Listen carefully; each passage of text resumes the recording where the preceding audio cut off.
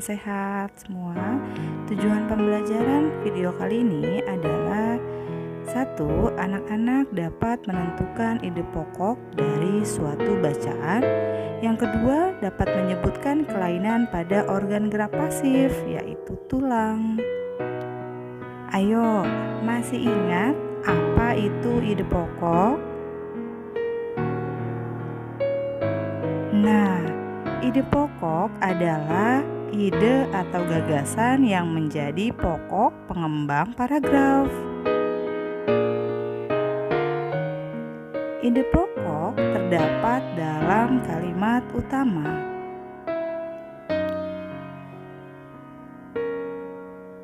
Ayo, coba kita amati gambar di video ini.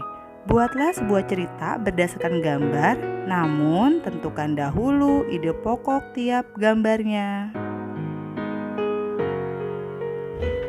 Gambar pertama, ide pokoknya tanah liat, banyak kegunaannya.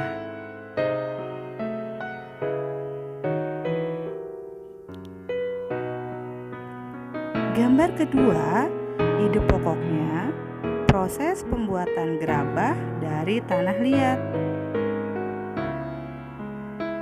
Gambar ketiga, ide pokoknya macam-macam peralatan yang terbuat dari tanah liat.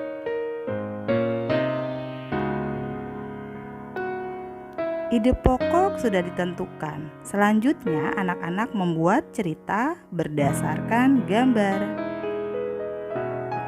Gambar pertama, tanah liat banyak kegunaannya.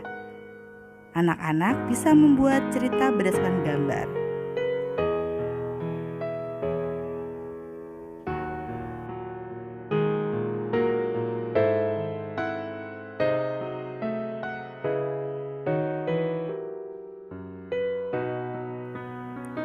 Pada gambar kedua, ide pokoknya adalah proses pembuatan gerabah dari tanah liat. Dari ide pokok tersebut, anak-anak kembangkan lagi menjadi sebuah cerita berdasarkan gambar yang kedua.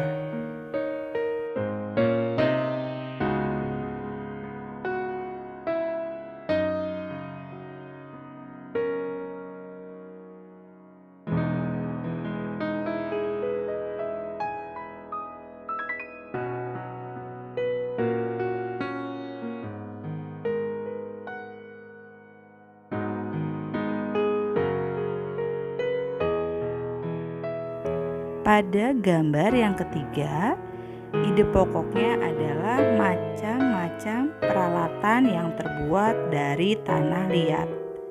Dari ide pokok tersebut, anak-anak kembangkan menjadi sebuah cerita berdasarkan gambar.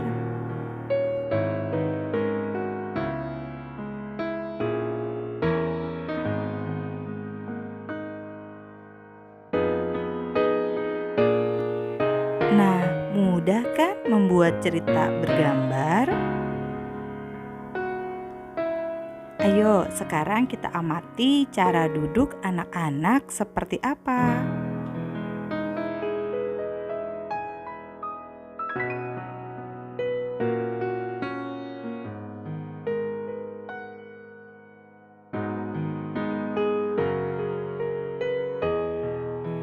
Nah, anak-anak sudah melihat dari gambar pertama, gambar kedua, dan gambar ketiga itu adalah cara duduk yang salah.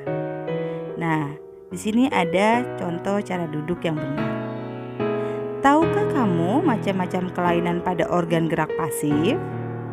Yang pertama adalah fraktula, yaitu patah tulang. Yang kedua, osteoporosis, adanya pengkeroposan tulang. Yang ketiga, fisura atau retak tulang. Yang keempat, ada lordosis, ada skoliosis, dan terakhir adalah kifosis.